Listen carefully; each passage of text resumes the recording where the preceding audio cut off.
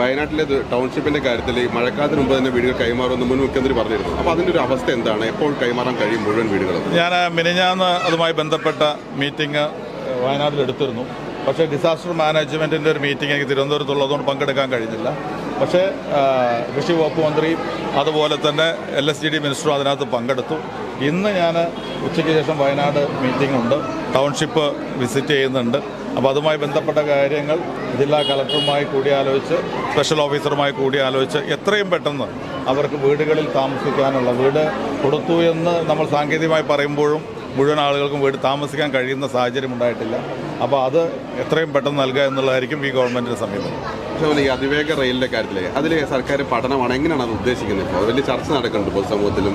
അല്ല, നമുക്ക് ചില കാര്യങ്ങൾ സിൽവർ ലൈനുമായി ബന്ധപ്പെട്ട കാര്യങ്ങൾ ഞങ്ങൾ പ്രതിപക്ഷത്തിരിക്കുമ്പോൾ തന്നെ ഞങ്ങൾക്ക് വ്യക്തമായ ചില അഭിപ്രായ വ്യത്യാസങ്ങളുണ്ടായിരുന്നു.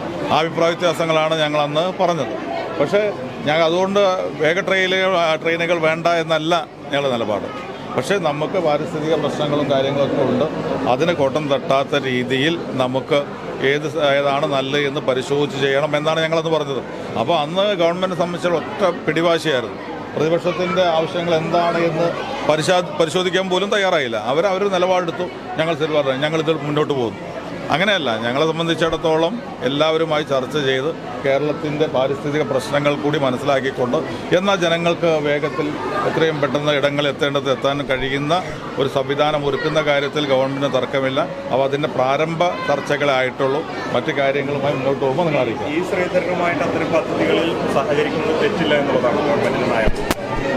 ഞങ്ങളെ സംബന്ധിച്ചിടത്തോളം നമുക്ക് ഇത്തരം കാര്യങ്ങളിൽ ഞാൻ പറഞ്ഞല്ലോ, CPM എടുത്ത ഒരു സമീപനം, അവരൊരു കാര്യങ്ങൾ തീരുമാനിച്ചു, ആ തീരുമാനമെടുത്ത് അവരങ്ങ് മുന്നോട്ട് പോയി. പ്രതിപക്ഷം എന്താണ് പറയുന്നത് എന്ന് കേൾക്കാൻ അവർ തയ്യാറായില്ല. കേരളത്തെ മുഴുവൻ ബാധിക്കുന്ന ഇത്തരം കാര്യങ്ങളിൽ നമുക്ക് എല്ലാ വിഭാഗം ജനങ്ങളുടെയും ഇന്ന് പ്രതിപക്ഷത്തിരിക്കുന്ന CPMൻ്റെ ഉൾപ്പെടെയുള്ള അഭിപ്രായങ്ങൾ എന്താണ് എന്ന് പരിശോധിച്ച് ജനങ്ങൾക്ക് ഉപകാരപ്രദമാകുന്ന എന്നാൽ നമ്മുടെ പരിസ്ഥിതിക്ക് പ്രയാസം പരമാവധി കുറയ്ക്കുന്ന ഒരു പദ്ധതിയെക്കുറിച്ച് ആലോചിക്കുമ്പോൾ നമുക്ക് പല ചർച്ചകളും പലരുമായി നടത്തേണ്ടി വരും.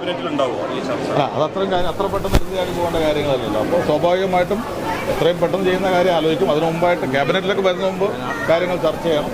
എന്തായാലും വേഗത്തിൽ നടപ്പാക്കുക എന്നൊരു സമീപനം ഞങ്ങൾക്കുണ്ട്. BLM കേരള, തമിഴ്നാട്, പോണ്ടിച്ചേരി.